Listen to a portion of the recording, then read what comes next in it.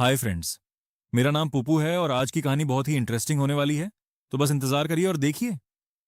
दोस्तों, अगर आपके साथ कोई बुरा करे तो क्या आप दोबारा उस इंसान के पास जाना चाहेंगे? लेकिन आज हम आपको एक ऐसी लड़की की कहानी सुनाने वाले हैं जिसका रेप और अपहरण दोनों होता है, और फिर भी वह उसी अपहरण करने वाले इंसान के साथ रहना चाहती है। आखिर क्यों? कहानी पसंद आए तो लाइक, शेयर और कमेंट पक्के से करें। इसके साथ ही चैनल को सब्सक्राइब करें और नोटिफिकेशन बेल को भी प्रेस करें। कहानी शुरू होती है एक 10 साल की मासूम लड़की सर से, जो पार्क में अकेले बेंच पर बैठी है। हल्की बूंदाबांदी शुरू हो गई है, पर वो बारिश से बचने के लिए कहीं नहीं जा रही, वहीं बैठी है।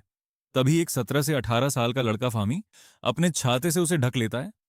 यह एक अनजान मुलाकात थी जो धीरे धीरे एक अटूट बंधन में बदल गई। अब वर्तमान में एक रेस्टोरेंट में फामी के ऊपर 10 साल पहले एक बच्ची के अपहरण का आरोप लगा है। पुलिस ने उसे हिरासत में ले लिया था। आज सर उसी हादसे के बारे में सुन रही है जिसे 10 साल बीत चुके हैं। सारा अब अपने बॉयफ्रेंड रोइको के साथ रहती है। रोइको उसे अपने परिवार से मिलवाना चाहता है और शादी का दबाव बना रहा है, लेकिन सारा के लिए उसका अतीत किसी ताज़ा जख्म की तरह है। वह आज भी उस आईने की चमक और कमरों की खुशबू को महसूस कर सकती है जो उस पुरानी घटना से जुड़ी हैं। कहानी 10 साल पीछे लौटती है। सारा फामी के घर में है। वह एक ऐसी बच्ची है जिसके पिता मर चुके हैं और मां उसे छोड़कर चली गई है। फामी उसे अपने घर में पनाह देता है।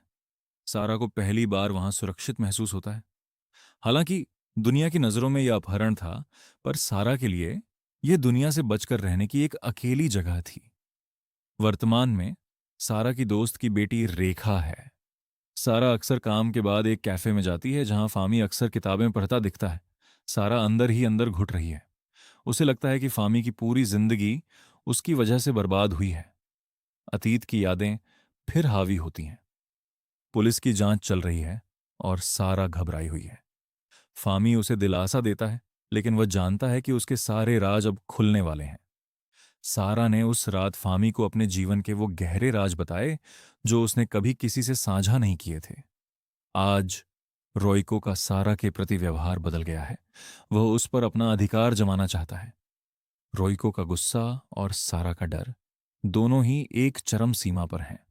सारा को अब एहसास हो रहा है कि वो एक और ऐसे रिश्ते में फंस गई है जहां उसे बोलने की आजादी नहीं है। फामी के पास जाने की उसकी तड़प अब और भी तीव्र हो गई है। मिलते हैं नेक्स्ट पार्ट में। तब तक के लिए कमेंट करें कि पहला पार्ट आपको कैसा लगा।